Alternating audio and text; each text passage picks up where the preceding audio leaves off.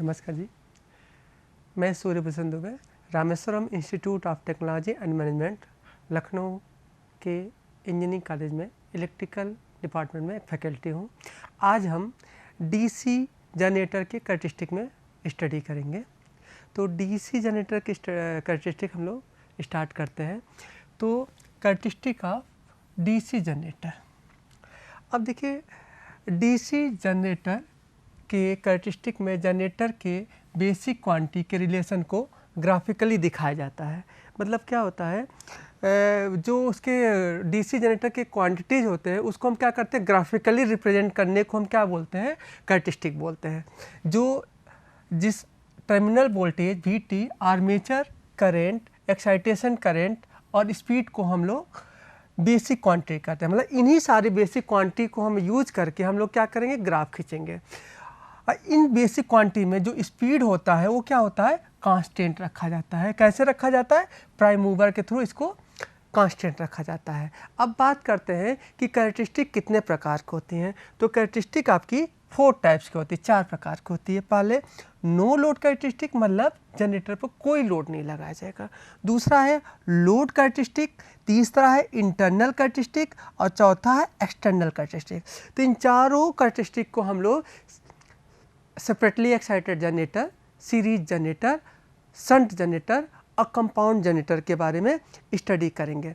तो स्टडी करने से पहले हम लोग ये समझेंगे भाई नो लोड कैरेक्टरिस्टिक किसको कहा जाता है। अब देखो, no load characteristic constant speed पर जनरेटेड EMF मतलब E0 और एक्साइटेशन करंट IF के बीच कर्व को हम क्या बोलते हैं, नो लोड कैरेक्टरिस्टिक। मतलब इस कैरेक्टरिस्टिक का नो लोड कैरेक्टरिस्टिक बोलते हैं। इसके अलावा इसका नाम दूसरा क्या है, ओपन सर्किट कैरेक्टरिस्टिक, जिसको OCC बोलते हैं। तीसरा नाम इसका मैग्नेटाइजेशन कर्व और चौथा नाम है नो लोड मैग्नेटाइजेशन कर्व। मतलब नो लोड कैरेक्टरिस्टिक को 4 तरह से, 4 नाम से हम लोग जानते हैं, जिसमें ये ग्राफ हम लोग E0 और IF के बीच में खींचा जाता है, जबकि इसका स्पीड जो होगा वो क्या होगा, कांस्टेंट होगा। अब बात करते हैं लोड कैरेक्टरिस्टिक किसके बीच में खींचा जाता है, कांस्टेंट स्पीड और आर्मेचर करंट। मतलब आर्मेचर करंट और स्पीड क्या होंगे, कांस्टेंट होंगे। और किसके बीच में ड्रा किया जाएगा, टर्मिनल वोल्टेज और एक्साइटेशन करंट के बीच के कर्व को लोड कैरेक्टरिस्टिक कर्व कहते हैं। 2 हो गए। थर्ड क्या है, इंटरनल कैरेक्टरिस्टिक। इंटरनल कैरेक्टरिस्टिक पढ़ने से पहले 2 चीज़ हम समझ लें। एक हम वर्ड यूज करते हैं E0 और एक यूज करते हैं EG। तो इसको लोग बोलते हैं नो लोड वोल्टेज बोलते हैं, और इसको बोलते हैं जनरेटेड वोल्टेज। इन दोनों में अंतर ये है कि जब इसमें आर्मेचर रिएक्शन होगा उसके बाद जो आएगा उसको क्या बोलते हैं, जनरेटेड। मतलब नो लोड में आर्मेचर रिएक्शन नहीं होता है, उसको E0 बोलते हैं। और जब उसमें आर्मेचर रिएक्शन माइनस कर देंगे उस वोल्टेज को हम EG बोलेंगे। ये 2 सिंबल हमने यहाँ पर यूज किया है। वही हम बात कर रहे हैं, कांस्टेंट स्पीड और एक्साइटेशन करंट पर जनरेटेड वोल्टेज EG और लोड करंट IL के बीच कर्व को इंटरनल कैरेक्टरिस्टिक कहते हैं। मतलब EG और IL के बीच में जो ग्राफ खींची जाती है उसको हम लोग क्या बोलते हैं, इंटरनल। और नेक्स्ट आता है एक्सटर्नल कैरेक्टरिस्टिक। अब देखो भाई, एक्सटर्नल कैरेक्टरिस्टिक क्या होता है, जो आपका इंटरनल था सेम आपका एक्सटर्नल। अंतर ये हो जाएगा, जो EG है यहाँ पर EG की जगह क्या हो जाएगा, VT हो जाएगा, मतलब टर्मिनल वोल्टेज हो जाएगा। मतलब क्या बोले, कांस्टेंट स्पीड और एक्साइटेशन करंट पर, मतलब ये दोनों क्या होंगे, कांस्टेंट होंगे, पर टर्मिनल वोल्टेज VT और लोड करंट के बीच कर्व को एक्सटर्नल कैरेक्टरिस्टिक कहते हैं। अब हम लोग बात करते हैं कि अब अलग अलग हम इन चारों कैरेक्टरिस्टिक को अलग अलग मोटर के लिए, जनरेटर के लिए स्टडी करेंगे। सबसे पहले बात करते हैं for separately excited generator. Separately excited मतलब जिसके फील्ड को हम लोग अलग से सप्लाई देकर एक्साइट करते हैं उसको सेपरेटली एक्साइटेड बोलते हैं, जिसको हम लोग ऑलरेडी स्टडी कर चुके हैं। तो अभी हम लोग ने पढ़ा था नो लोड में स्पीड कांस्टेंट होगा और किसके किसके बीच में ग्राफ खींचना है, E0 और IF के बीच में हमें ग्राफ खींचना है। अब आपने क्या किया, सबसे पहले हम क्या करेंगे, फील्ड को वेरिएबल बनाएंगे, क्योंकि फील्ड क्या है, वेरिएबल है, इसलिए हमने एक रेजिस्टेंस लगा दिया। रेजिस्टेंस की वैल्यू कम करके फील्ड को हम क्या कर सकते हैं, वेरिएबल बनाएंगे। सबसे पहले हम यहाँ पर इसको कोई सप्लाई इसको नहीं देते हैं, इसको हम नो सप्लाई, इसको कोई सप्लाई हम नहीं देते हैं। और इस जनरेटर को क्या करते हैं, इस जनरेटर का आर्मेचर को एक कांस्टेंट स्पीड पर क्या करते हैं, मूव करा देते हैं। मूव कराने पर इसमें क्या होगा, इसको आपने कोई सप्लाई नहीं, नो सप्लाई, जीरो सप्लाई है, इसमें कोई सप्लाई नहीं है। जब सप्लाई नहीं दे रखे तो भी इसके अंदर एक वोल्टेज पैदा होगा जिसको AO यहाँ बोला गया है। ये AO वोल्टेज कहाँ से आया, चूँकि इसके अंदर क्या होता है, एक रेजिडुअल फ्लक्स होता है, रेजिडुअल फ्लक्स होता है, जिसकी वजह से इसकी वैल्यू क्या आती है, 2 से लेकर के 6 वोल्ट तक इसमें सप्लाई आ जाती है, जबकि इसको आपने फील्ड को कोई एक्साइट नहीं किया है। तो इसका मतलब जो ग्राफ स्टार्ट होगा वो 0 से ना स्टार्ट होकर A पॉइंट से स्टार्ट होगा। अब बात करते हैं, अब हम धीरे धीरे क्या करेंगे, फील्ड को बढ़ाएंगे। और जब फील्ड को बढ़ाएंगे तो E का जो EG का फार्मूला होता है, EG = N∅P/A और Z/60, मतलब फ्लक्स बढ़ेगा तो EG भी क्या होगा, बढ़ेगा। तो हमने क्या किया, फ्लक्स को बढ़ाया, यहाँ पर सप्लाई देंगे तो फ्लक्स बढ़ेगा। तो इस रेशियो में ये ग्राफ भी क्या होगा, इस तरह से जाता है। आप देखेंगे A से लेकर के B तक जो ग्राफ है वो क्या है, स्ट्रेट लाइन है। इसमें जो भी इसको आपने सप्लाई दिया फील्ड को, वो सारा किसमें, एयर गैप में, जो इसका MMF जो हुआ वो एयर गैप में क्या फ्लक्स बनाने में यूज हुआ। लेकिन B से लेकर के P तक क्या करता है, इसका जो आपने MMF इसको होता है, MMF जो इसको दिया जाता है, इसका MMF 2 भाग में डिवाइड होता है। एक एयर गैप में फ्लक्स बनाता है और दूसरा आयरन कोर को MMF प्रोवाइड करता है। तो यहाँ पर आप देखें कि जो फ्लक्स की स्पीड हो गई, मतलब EG की जो बढ़ने की स्पीड हो गई वो क्या हो गई, यहाँ से कम होने लगी, क्योंकि यहाँ P पॉइंट पर सारा फ्लक्स, जो सारा MMF किस में चला जाता है, ये आयरन कोर में चला, मतलब सैचुरेशन कंडीशन आ जाती है। अब यहाँ पर आप फील्ड को बढ़ाते जाइए तो भी वोल्टेज नहीं बढ़ता है, क्योंकि फ्लक्स क्या हो जाता है, कांस्टेंट हो जाता है। सारा इसका फील्ड का सारा MMF किस में यूज होने लगा, आयरन कोर के सैचुरेशन में यूज होने लगा। तो ये आपका ग्राफ मिलता है। नेक्स्ट बात करते हैं लोड कैरेक्टरिस्टिक। लोड कैरेक्टरिस्टिक जैसा भी हम लोग पढ़ चुके हैं कि ये ग्राफ VT और IF के बीच में खींची जाती है, जबकि स्पीड और IA कांस्टेंट रखना है। अब हमें क्या रखना है कि हमें IF को हमने एक वेरिएबल बना दिया, वेरिएबल बनाने की वजह से ये आपका हमने एक रेजिस्टेंस लगा दिया यहाँ पर। अब आप ये सोचते होंगे कि सर ये ग्राफ यहाँ से क्यों नहीं स्टार्ट हुआ। आप सोचिए, हमें जो IA चाहिए वो क्या चाहिए, कांस्टेंट चाहिए। ये हमने मान लिया ये कांस्टेंट है। तो जैसे आप इसको जब सप्लाई देंगे, जब सप्लाई इसको देंगे, उस समय यहाँ पर हमें सप्लाई देते ही इसके अंदर करंट नहीं फ्लो होने लगेगा, सप्लाई देते ही। अब इसके अंदर क्या 2 से 6 वोल्ट आया, लेकिन हमें इसके अंदर करंट जो चाहिए वो क्या चाहिए, रेटेड चाहिए। यदि इस करंट को हम क्या कर दें, इसको अगर हम शॉर्ट सर्किट कर दें, पहले कंडीशन, फर्स्ट कंडीशन में इसको सर्किट कर दिया जाए, तो क्या हो जाएगा, हम फील्ड को बढ़ाते जाएंगे, तब तक बढ़ाएंगे जब तक कि इसके अंदर IA करंट ना फ्लो होने लगे। तो जिस फील्ड करंट पर यहाँ पर इस शॉर्ट सर्किट कंडीशन में करंट बहने लगेगी, वो IA ये यहाँ पर है। मतलब क्या है, ये फील्ड करंट वो है जिस पर इसके अंदर IA करंट फ्लो होने, मतलब IA रेटेड करंट फ्लो होने लगेगा। अब हम क्या करेंगे, फील्ड को और बढ़ाएंगे, अब देखिए पहले कंडीशन में क्या था, 60 था, इसलिए टर्मिनल वोल्टेज हमने क्या लिखा, 0। देखिए 0 से स्टार्ट हुआ। दूसरा कंडीशन हमने क्या बोला, अब इसको फील्ड को बढ़ाएंगे तो IA की वैल्यू भी क्या हो जाएगी, बढ़ेगी। अब चूंकि IA को हमें क्या रखना है, कांस्टेंट रखना है। अब IA को कांस्टेंट रखने के लिए इसमें क्या लगाएंगे, लोड लगा देंगे। वो भी लोड क्या होगा, वेरिएबल होगा। अब यहाँ लोड बढ़ा करके इसके करंट को हम क्या करेंगे, कम करेंगे। तो आप करंट को क्या हो जाएगा, जो रेटेड से बड़ा हो गया था वो कम हो जाएगा। इस तरह से टर्मिनल वोल्टेज मुझे इस तरह से यहाँ मिलेगा। अब हम फील्ड को और बढ़ाएंगे तो IA की वैल्यू रेटेड से फिर बढ़ेगी। तो फिर हम यहाँ पर इस लोड को क्या करेंगे, इस रेजिस्टेंस को बढ़ा देंगे। रेजिस्टेंस को बढ़ाने से फिर जो IA रेटेड से बढ़ा था वो भी क्या हो गया, फिर कम हो जाएगा। इस तरह से यहाँ पर रेजिस्टेंस बढ़ने से टर्मिनल वोल्टेज भी क्या हो जाएगा, बढ़ता जाएगा। तो जिसका ग्राफ हमें इस प्रकार से प्राप्त होगा। नेक्स्ट पॉइंट बात करते हैं इंटरनल कैरेक्टरिस्टिक। भाई इंटरनल कैरेक्टरिस्टिक क्या होता है, अब देखो भाई, पहले हम पढ़ चुके हैं ये Eg और IL के बीच में ग्राफ खींचा जाता है। अब हम सोचेंगे भाई Eg क्या, Eg हमने बोला जो आर्मेचर रिएक्शन के बाद जो वोल्टेज प्राप्त होता है उसको Eg बोलते हैं, और IL क्या आपका लोड करंट है। तो यहाँ पर आपका इसको हम बोलते हैं लोड करंट, हाँ लोड करंट है बिल्कुल। अब हम लोग वो करते हैं कांस्टेंट स्पीड और एक्साइटेशन करंट IF पर जनरेटेड वोल्टेज Eg और लोड करंट IL के बीच के कर्व को ड्रा किया गया है। अब देखिए ये जो अगर आप सोचिए अगर ये ओपन सर्किट होता, ये अगर ओपन होता, ओपन कंडीशन में आप इसको फील्ड दे रखे हैं, फील्ड आपका क्या ऑलरेडी आपने कांस्टेंट दे रखे हैं, इसकी स्पीड भी क्या है कांस्टेंट है। तो इसमें जो वोल्टेज आएगा वो क्या आएगा, एक कोई फिक्स वोल्टेज आएगा। वो फिक्स वोल्टेज क्या है, ये है जिसको हम लोग बोल रहे हैं E0।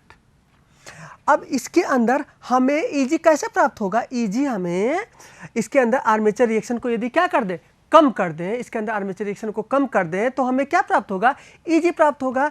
अतः हम क्या करेंगे, नो लोड में से आर्मेचर रिएक्शन कम करेंगे। आर्मेचर रिएक्शन से क्या हो जाएगा, फ्लक्स की वैल्यू क्या हो जाती है, जो Eg होता है, जो E0 होता है, ये प्रोपोर्शनल टू फाई होता है, आप जानते हैं। अब जैसे आप इसमें करंट, लोड करंट बढ़ाएंगे तो फ्लक्स भी क्या होगा, कम होता जाएगा आर्मेचर रिएक्शन की वजह से। और जितना ज़्यादा लोड करंट बढ़ाएंगे या जितना ज़्यादा लोड करंट आर्मेचर करंट बढ़ाएंगे उसी के रिस्पेक्ट में, उतना ज़्यादा आपका ये क्या हो जाएगा, फ्लक्स भी क्या होता जाएगा, कम होता जाएगा। तो आपने शुरू में देखा कि फ्लक्स ये आपका ये जो पोर्शन है ये आपका क्या है, Eg है, क्योंकि आपने इसके अंदर आर्मेचर रिएक्शन को माइनस कर दिया। यहाँ से आप कलर से भी देख सकते हैं, ये आपका Eg है, इस कलर से आपने ये पाया। अब देखिए क्या है, तो Eg और IL के बीच में जो ग्राफ करेंगे तो ये जो लाइन है, जो ये ग्राफ है, ये इस ग्राफ को हम लोग बोलते हैं इंटरनल कैरेक्टरिस्टिक बोलते हैं। नेक्स्ट बात करते हैं, एक से ध्यान रखिएगा कि जो इसका फ्लक्स है वो किस पर डिपेंड करता है, IL पर डिपेंड करता है। तो जितना ज़्यादा IL बढ़ता जाएगा फ्लक्स में भी उतनी कमी होती जाएगी, उसी रिस्पेक्ट में Eg में भी क्या होगी, कमी होती जाएगी। नेक्स्ट बात करते हैं एक्सटर्नल कैरेक्टरिस्टिक। एक्सटर्नल कैरेक्टरिस्टिक में क्या होता है, वहाँ पर Eg की जगह क्या हो जाएगा, यहाँ पर Vt हो जाएगा। ध्यान दीजिए, यहाँ पर क्या था, Eg था, और एक्सटर्नल में क्या हो जाएगा, Vt हो जाएगा। इन दोनों के बीच में ग्राफ खींचेंगे। अब Vt क्या होता है, अगर आप देखें इसके अंदर Eg के अंदर जो आपने Eg पाया था उसके अंदर एक रेजिस्टेंस भी है, इसके अंदर रेजिस्टेंस होता है जो इंटरनल, तो जो इसके अंदर सो हम लोग नहीं करते हैं। अब आपका क्या हो गया, यहाँ से IaRa क्या करेंगे, माइनस करेंगे इस ओमिक रेजिस्टेंस को। यहाँ पर आपने इस Eg में से आप IaRa क्या कर देंगे, माइनस कर देंगे, मतलब ओमिक वोल्टेज माइनस कर देंगे। तो उससे जो ग्राफ प्राप्त होगा वो क्या हो जाएगा आपका इंटरनल कैरेक्टरिस्टिक, या यहाँ पर आपने इससे जो आपका ग्राफ प्राप्त होगा वो क्या होगा आपका एक्सटर्नल कैरेक्टरिस्टिक। मतलब इंटरनल में से जो IaRa माइनस कर देते हैं वो क्या प्राप्त होता है, एक्सटर्नल कैरेक्टरिस्टिक। तो ये जो लाइन है ये आप ग्राफ किसको दिखाता है, एक्सटर्नल कैरेक्टरिस्टिक को दिखाता है। आप सोचेंगे भाई ये ऐसे क्यों हो रहा है, क्योंकि जो IaRa वो किस पर डिपेंड कर रहा है, ये इस Ia पर। आप Ia जैसे जैसे IL बढ़ा रहे हैं तो इसी रेशियो में Ia बढ़ेगा, और ये इसी रेशियो में जितना ये इस तरह से बढ़ रहा है उस तरह से ये इसी रेशियो में IaRa की वैल्यू भी क्या होती जाएगी, कम होती जाएगी। अब हम लोग नेक्स्ट बात करते हैं, शंट जनरेटर की बात करते हैं। अभी हमने सेपरेटली एक्साइटेड की बात की है, अब हम लोग शंट जनरेटर की बात करते हैं। अब देखो भाई क्या होता है शंट जनरेटर में, शंट जनरेटर पहले हम नो लोड कैरेक्टरिस्टिक किसके बीच में ग्राफ खींचा जाता है, E0 और IF के बीच में ग्राफ खींचते हैं। यहाँ हमने लिखा E0 IF के बीच में ग्राफ खींचा। अब यहाँ पर अगर आप ध्यान देंगे तो इसके अंदर भी एक रेजिडुअल फ्लक्स होता है। आप अगर इसको आपने इसको एक कांस्टेंट स्पीड से क्या कर दिया, मूव करा दिया।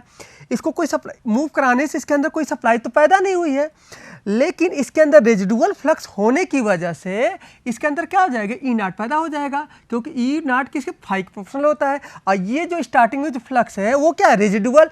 इस फ्लक्स की वजह से जो वोल्टेज पैदा होगा उसको रेजिडुअल फ्लक्स वोल्टेज बोलते हैं, जिसकी वैल्यू हम पहले ही बता चुके हैं 2 से लेकर के 6 वोल्ट तक होता है। अब इसके अंदर 6 वोल्ट आ गया। अब ये 6 वोल्ट की वजह से इसमें क्या हो जाए, इसमें करंट फ्लो होने लगेगा, और इस 6 को अब जो रेजिडुअल फ्लक्स था उसकी स्ट्रेंथनेस भी क्या होगी, बढ़ती जाएगी। और जब 6 वोल्ट से क्या हो जाएगा, 8 वोल्ट हो जाएगा। 8 वोल्ट होने से इसकी स्ट्रेंथ और बढ़ जाएगी। इस तरह से आपका जो ओपन वोल्टेज या E0 जिसको जो E0 है वो वो V0 के बराबर है, वो भी क्या हो जाएगा इस तरह से स्पीड से बढ़ता जाएगा।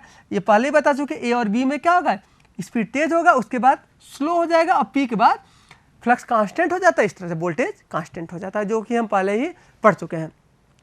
अब हम बात करते हैं लोड कैरेक्टरिस्टिक के बीच में। लोड कैरेक्टरिस्टिक किसके बीच में ड्राफ किया जाता है, टर्मिनल वोल्टेज और IF के बीच में। अब आप सोचेंगे हमने देखो टर्मिनल वोल्टेज मतलब ये VT हो गया, ये टर्मिनल वोल्टेज और IF के बीच में ये IF, इसको हमने वेरिएबल बनाया है। लेकिन हमने इसको वेरिएबल क्यों बनाया है, इसको हमने इसलिए वेरिएबल बनाया है क्योंकि मुझे IA कांस्टेंट रखना है। IA को कांस्टेंट रखने के लिए मुझे लोड को भी क्या रखना पड़ेगा, वेरिएबल बनाना पड़ेगा। सबसे पहले हम लोग क्या करेंगे, इसको प्राइम मूवर से मूव करा देते हैं। इस प्राइम मूवर से मूव कराने पर इसके अंदर क्या आता है, रेजिडुअल फ्लक्स की वजह से इसमें 6 वोल्ट आ जाएगा, रेजिडुअल की वजह से। अब क्या होगा, मुझे इसके अंदर कितना करंट चाहिए, यहाँ पर मुझे रेटेड करंट चाहिए। आर्मेचर करंट की जो IA की वैल्यू क्या होनी चाहिए, रेटेड होनी चाहिए। अतः इसको हम क्या करें, अगर इसको हम क्या कर दें, 60 कर दें तो भी क्या हो जाएगा, इसमें रेटेड नहीं फ्लो होगा, तो हम फील्ड को और बढ़ाएंगे। तो एक ऐसा समय आएगा कि इसके अंदर क्या होगा, यहाँ पर रेटेड करंट फ्लो होने लगेगा। तो जिस फील्ड पर रेटेड करंट फ्लो होगा वो उस फील्ड को क्या वो पॉइंट हमें प्राप्त हो गया। और ये इस समय क्या है, शॉर्ट सर्किट कंडीशन में, तो हमें ये पॉइंट प्राप्त होगा। अब धीरे धीरे हम क्या करेंगे, फील्ड को बढ़ाएंगे। फील्ड को बढ़ाएंगे तो IA की वैल्यू भी क्या हो जाएगी, बढ़ेगी। अब IA की वैल्यू को मेंटेन करने के लिए हमें क्या करना पड़ेगा, यहाँ पर एक लोड लगाना पड़ेगा, जिससे IA जो रेटेड से ऊपर हो गई है वो क्या हो जाए, कम हो जाए। अतः हमें टर्मिनल वोल्ट फिर से थोड़ा सा प्राप्त होता है। फील्ड को और बढ़ाएंगे, फील्ड को और बढ़ाने पर क्या होगा, ये IA की वैल्यू और इंक्रीज करेगी। इस IA को मेंटेन करने के लिए हम यहाँ पर लोड को और मतलब रेजिस्टेंस को और बढ़ाएंगे, तो IA क्या हो जाएगा, कम हो जाएगा। IA को कम होने से हम लोग क्या करेंगे, इसके बाद और इसको यहाँ पर जो VT हो जाएगा वो भी क्या हो जाएगा, और इंक्रीज हो जाएगा। जो कि इस तरह से हमें मतलब आपने ये पाया कि इसका भी कैरेक्टरिस्टिक वैसा ही था जैसा कि सेपरेटली एक्साइटेड का था।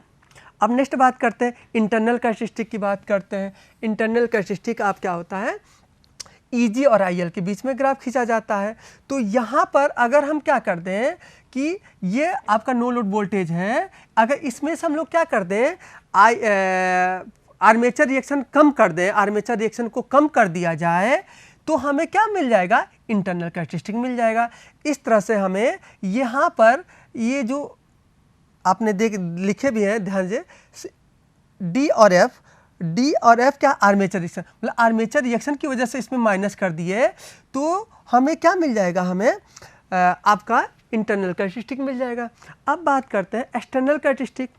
एक्सटर्नल कैरेक्टरिस्टिक क्या होता है, VT और IL के बीच में, मतलब इसके क्रॉस जो वोल्टेज होता है VT और ये जो है आपका IL के बीच में जो ग्राफ खींचेंगे उसको क्या बोलेंगे, टर्मिनल एक्सटर्नल वोल्टेज। तो ये आपका क्या एक्सटर्नल है। इस एक्सटर्नल में ध्यान दीजिएगा, इससे आपको इंटरनल भी वो हो जाएगा, क्लियर हो जाएगा। इसमें अगर हम क्या कर दें, इस एक्सटर्नल में आपका IaRa जो इसमें कमी हुई थी उसको हम क्या कर दें, ऐड कर दें। इस IaRa को ऐड करने पर जो आपका प्राप्त होगा वो क्या हो जाएगा, इंटरनल हो जाएगा। और जो आपको इसके अंदर जो D और F को हमने माइनस कर दिया वो क्या हो जाएगा, आर्मेचर रिएक्शन की वजह से हो जाएगा। एक चीज़ आपने और देखा होगा कि एक ड्रूपिंग, ये देखिए एक ड्रूप आया, ये क्या है, एक्चुअल में क्या होता है, आप लोड को यहाँ पर क्या करते जाइए, यहाँ पर रेजिस्टेंस को कम करते जाइए, तो एक क्या होगा, एक आर्मेचर रिएक्शन और होगा, जो कि इसमें क्या होगा, drop due to fall in IF, मतलब इसका रेजिस्टेंस क्या करेंगे, आप जैसे जैसे रेजिस्टेंस कम करते जाएंगे तो इसमें IF की वैल्यू क्या होती जाएगी, कम होती जाएगी, जिसकी वजह से एक ऐसा कंडीशन आएगा कि यहाँ VT की वैल्यू क्या होगा, बहुत तेजी से यहाँ से कमी होगी, टर्मिनल वोल्टेज की वैल्यू। अब और ये इसी को हम क्या बोलते हैं, ड्रूपिंग बोलते हैं, वोल्टेज इन ड्रूपिंग। ये केवल शंट जनरेटर में होता है। अब बात करते हैं सीरीज जनरेटर की बात करते हैं। अब नो लोड कैरेक्टरिस्टिक, इसका हम कैसे खींचेंगे, नो लोड कैरेक्टरिस्टिक हमें पता है कि ये किसके किसके बीच में खींची जाती है, E0 और IF के बीच में हम लोग ग्राफ खींचते हैं, IF के बीच में हम लोग ग्राफ खींचते हैं। अब हमें क्या रखना है, जबकि हमें स्पीड क्या रखनी है, कांस्टेंट रखनी है। अब ध्यान रखिए, सीरीज जनरेटर में आर्मेचर वाइंडिंग, फील्ड वाइंडिंग और लोड रेजिस्टेंस को सीरीज में कनेक्टेड होते हैं, इसलिए फील्ड करंट की वैल्यू आर्मेचर करंट और लोड करंट के बराबर होती है। अब यहाँ पर आप फील्ड को अगर बदलेंगे तो क्या हो जाएगा, लोड भी बदल जाएगा, लोड करंट भी बदल जाएगा, क्योंकि ये क्या होते हैं, सीरीज में होते हैं।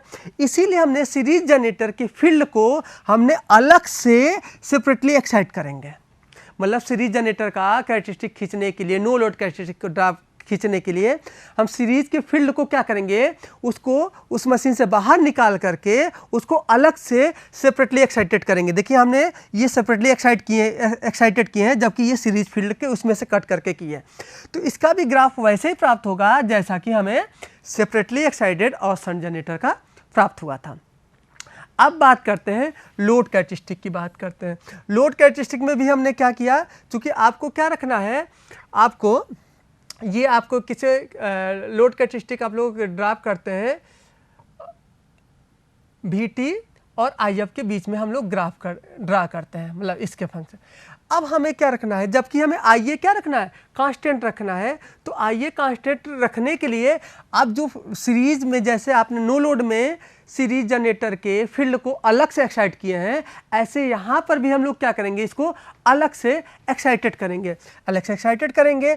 और इसमें फील्ड तब तक बढ़ाएंगे जब तक कि इसके अंदर रेटेड करंट ना फ्लो हो जाए। तो जिस फील्ड पर यहाँ पर रेटेड करंट फ्लो होगा वो क्या होगा, उस समय ये शॉर्ट सर्किट कंडीशन होगी, वहाँ पर टर्मिनल वोल्टेज क्या होगा, आपको 0 मिलेगा। और धीरे धीरे फील्ड को बढ़ाते जाएंगे और आपका टर्मिनल वोल्टेज इंक्रीज करता जाएगा। अब बात करते हैं इंटरनल कैरेक्टरिस्टिक। अब ध्यान रखें, इंटरनल कैरेक्टरिस्टिक अच्छा है। अब आपने नो लोड पर पाए थे, जो नो लोड पर कैरेक्टरिस्टिक आपने ये पाया था, नो लोड कैरेक्टरिस्टिक आपने ये पाया था। इसमें से यदि IaRa माइनस कर दें, मतलब आर्मेचर रिएक्शन को क्या कर दें, माइनस कर दें, तो हमें क्या मिलेगा, इंटरनल कैरेक्टरिस्टिक मिलेगा। इंटरनल कैरेक्टरिस्टिक किसके बीच में खींची जाती है, Eg और IL के बीच में। तो ये जो ग्राफ है वो क्या होगा, अभी हमने पहले बोले थे जो नो लोड वोल्टेज होता है जिसको E0 बोल रहे हैं, अगर उसमें से आर्मेचर रिएक्शन माइनस कर दे तो वो क्या प्राप्त होगा, मुझे Eg प्राप्त होगा। तो जो Eg क्या होता है, Eg और IL के बीच में जो ग्राफ खींचा जाता है उसको क्या बोलते हैं, नो लोड कैरेक्टरिस्टिक बोलते हैं। अब बात करते हैं एक्सटर्नल कैरेक्टरिस्टिक किसको कहते हैं, आपको पता है आगे नेक्स्ट पॉइंट में, मतलब Eg की जगह क्या हो जाएगा, VT हो जाएगा। अब देखिए एक्सटर्नल कैरेक्टरिस्टिक, Eg की जगह पर यहाँ पर VT हो गया, तो VT और IL के बीच में, तो आपने आर्मेचर रिएक्शन माइनस किया और आर्मेचर रिएक्शन के बाद आप क्या माइनस कर देंगे, आर्मेचर रिएक्शन के बाद इसमें ओमिक वोल्टेज, मतलब फील्ड का रेजिस्टेंस को ड्रॉप कर देंगे, IaRa जो है, सॉरी IaRm, आर्मेचर रेजिस्टेंस को माइनस कर देंगे। तो जो आपको ये प्राप्त होगा वो क्या होगा, टर्मिनल वोल्टेज प्राप्त होगा। तो ये टर्मिनल वोल्टेज आपका क्या है, ये आपका VT है, टर्मिनल वोल्टेज। तो VT और IL के बीच में ये आपका ग्राफ खींचेंगे। एक चीज़ और अगर इसको रेजिस्टेंस को और कम करते जाएंगे, आप सोचेंगे ये क्या है, ये भी एक ड्रूपिंग की कंडीशन आती है। अगर आप इसको कम करते जाएंगे तो ये क्या हो जाएगा, जनरेटर बंद हो जाएगा, जिसको क्रिटिकल लोड रेजिस्टेंस बोलते हैं, जिसको अभी हम लोग बाद में इसको स्टडी करेंगे। अब बात करते हैं क्रिटिकल फील्ड रेजिस्टेंस क्या होता है। जैसे हमने शंट में पढ़े रेजिस्टेंस, तो इसको पढ़ते हैं, क्रिटिकल फील्ड रेजिस्टेंस वो मैक्सिमम फील्ड रेजिस्टेंस है जिस पर शंट जनरेटर में जस्ट वोल्टेज पैदा होता है। मतलब आपका हमने दो जनरेटर लिए हैं, एक का क्रिटिकल रेजिस्टेंस R1 है, दूसरे का क्रिटिकल रेजिस्टेंस R2 है। तो क्या होगा यहाँ पर, और एक होता है क्रिटिकल रेजिस्टेंस। तो जो नो लोड कैरेक्टरिस्टिक होता है, नो लोड कैरेक्टरिस्टिक के टेंजेंशियल लाइन को हम लोग क्या बोलते हैं, critical resistance. No load characteristic को के टेंजेंशियल को हम लोग क्रिटिकल रेजिस्टेंस कहते हैं। मतलब अगर इसका वैल्यू कभी भी फील्ड का रेजिस्टेंस हमेशा इसके कम होना चाहिए। मतलब अगर फील्ड का रेजिस्टेंस जैसे, मतलब अगर ये बढ़ते बढ़ते यहाँ पर आ गया तो इससे जैसे ऊपर होगा, अब ये क्या होगा, जनरेटर स्टार्ट होना इसे मना कर देगा। तो इसलिए हम क्या बोल सकते हैं कि वो मैक्सिमम फील्ड रेजिस्टेंस जिस पर जनरेटर क्या होता है, जस्ट वोल्टेज पैदा करता है, उसको हम क्या बोलते हैं, क्रिटिकल फील्ड रेजिस्टेंस। इसका मतलब क्या है, हमेशा जो फील्ड रेजिस्टेंस का मान क्रिटिकल फील्ड रेजिस्टेंस से कम होना चाहिए, ऑलवेज कम होना चाहिए। अब बात करते हैं सीरीज जनरेटर का क्रिटिकल फील्ड रेजिस्टेंस क्या होता है। तो अगर आप देखेंगे सीरीज जनरेटर में मतलब आपका ये फील्ड और ये लोड, इन दोनों को जब जोड़ देते हैं, इन दोनों के रेजिस्टेंस को जब जोड़ देते हैं, इसको हम क्या बोलते हैं, क्रिटिकल, मतलब क्रिटिकल फील्ड रेजिस्टेंस, वो मैक्सिमम रेजिस्टेंस, मतलब कौन, सीरीज प्लस लोड जिस पर शंट जनरेटर जस्ट वोल्टेज पैदा करता है, मतलब ये वाला आपका पर्सन है। तो हमेशा इसकी वैल्यू क्या होना चाहिए, क्रिटिकल हमेशा ज़्यादा होना चाहिए कंपेयर टू फील्ड के। जैसा हमने यहाँ लिखा है, क्रिटिकल फील्ड रेजिस्टेंस का मान हमेशा फील्ड रेजिस्टेंस से ज़्यादा होना चाहिए। अब बात करते हैं external characteristic, external resistance. External resistance क्या है, क्रिटिकल एक्सटर्नल रेजिस्टेंस वो मिनिमम लोड रेजिस्टेंस है जिस पर शंट जनरेटर में वोल्टेज जस्ट पैदा होता है। यदि एक्सटर्नल लोड का मान क्रिटिकल एक्सटर्नल रेजिस्टेंस से कम हो तो वो शंट जनरेटर स्टार्ट नहीं होगा। मतलब जो आपका लोड का रेजिस्टेंस है हमेशा इससे क्या होना चाहिए, ये हमेशा इससे, मतलब ये आपका हमेशा लोड रेजिस्टेंस से ज़्यादा होना चाहिए। मतलब इसकी वैल्यू जो है, लोड रेजिस्टेंस हमेशा इस रेजिस्टेंस से क्या होना चाहिए, ज़्यादा होना चाहिए, अदरवाइज ये स्टार्ट नहीं होगा। अब बात करते हैं क्रिटिकल स्पीड। क्रिटिकल स्पीड क्या होता है, क्रिटिकल स्पीड वो मिनिमम स्पीड है जिस पर जनरेटर जस्ट वोल्टेज पैदा करता है। मतलब ये अगर आपका रेजिस्टेंस है तो इसके जो टेंजेंशियल बोलेंगे उसी को हम क्या बोलते हैं, क्रिटिकल रेजिस्टेंस बोलते हैं। जैसे एक रेजिस्टेंस है शंट का, तो यहाँ पर जो इसकी स्पीड होगी उसको क्या बोलेंगे, क्रिटिकल स्पीड बोलेंगे। क्रिटिकल स्पीड क्या होता है, एक क्रिटिकल रेजिस्टेंस, तो क्रिटिकल रेजिस्टेंस क्या होता है, ये स्पीड पर डिपेंड करता है। अब बात करते हैं वोल्टेज बिल्डअप, शंट में कैसे वोल्टेज बिल्डअप होता है। आप क्या करेंगे, जैसे ये इस पॉइंट से स्टार्ट हुआ, जैसे हम लोग समझ चुके हैं। अब फील्ड को बढ़ाएंगे तो फील्ड के यहाँ आया, फील्ड के बढ़ने के बाद क्या हो जाएगा, करंट यहाँ पर वोल्टेज आएगा। फिर आपने फील्ड को बढ़ाया तो इधर गया, फिर वोल्टेज यहाँ आ गया। फिर आप फील्ड को बढ़ाएंगे तो यहाँ पर आया, फिर यहाँ इस तरह, आपने फील्ड करंट को बढ़ाया तो यहाँ पर वोल्टेज हो गया, फिर फील्ड करंट को बढ़ाया तो वोल्टेज यहाँ। इस तरह से में क्या होता है, वोल्टेज बिल्डअप होता है। एक कंडीशन होता है, तो यहाँ पर बात करते हैं कि इसमें कितना मैक्सिमम वोल्टेज पैदा हो सकता है। तो यहाँ पर आपने ये तो OCC जानते हैं और फील्ड रेजिस्टेंस। तो यहाँ पर अगर आप बात करें कि यहाँ पर कितना वोल्टेज होगा इस C पॉइंट पर, तो इसको अगर हम C पॉइंट बोले तो ये IF RF और प्लस LD/dt के बराबर होगा। मतलब ये जो वोल्टेज होता है वो क्या होता है, वेरिएबल वोल्टेज होता है। और ये क्या होता है, आर्मेचर रेजिस्टेंस के क्रॉस वोल्टेज ड्रॉप के बराबर होता है। अतः अगर हम इस पॉइंट पर करें तो ये मैक्सिमम वोल्टेज होगा, इससे ज़्यादा कोई मैक्सिमम वोल्टेज नहीं होगा, और जो किसके बराबर होगा, IR के ड्रॉप के बराबर होगा। अब हम बात करते हैं कि किस कंडीशन में वोल्टेज क्या होता है, फेल हो जाता है। तो अगर उसके रेजिडुअल मैग्नेटिज्म क्या हो, जीरो हो तो भी फेल हो जाएगा। फील्ड कनेक्शन क्या हो, रिवर्स हो, मतलब ऐसा फील्ड हो जो उसको क्या कर दे, माइनस कर दे रेजिडुअल को, तो भी वोल्टेज पैदा नहीं होगा। तीसरा हाई फील्ड क्रिटिकल रेजिस्टेंस, और नेक्स्ट क्या है, speed less than critical speed की बात करते हैं। अब बात करते हैं क्यूमुलेटिव कंपाउंड जनरेटर की बात करें तो कंपाउंड जनरेटर दो प्रकार के होते हैं।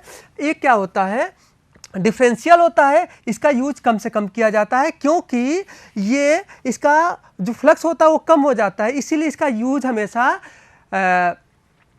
हमेशा यूज वेल्डिंग मशीन में प्रयोग किया जाता है। नेक्स्ट होता है आपका क्यूमुलेटिव कंपाउंड। क्यूमुलेटिव कंपाउंड में बस इसमें जो नंबर ऑफ टर्न्स क्या होता है, डिफरेंट होता है।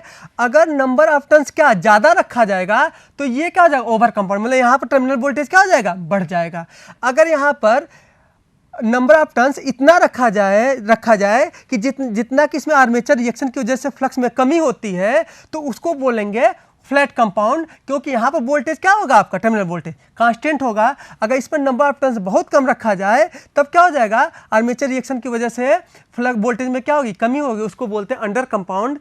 इस तरह से हम लोगों का कैरेक्टरिस्टिक क्या हो गया, ओवर होता है। और धन्यवाद, नमस्कार जी।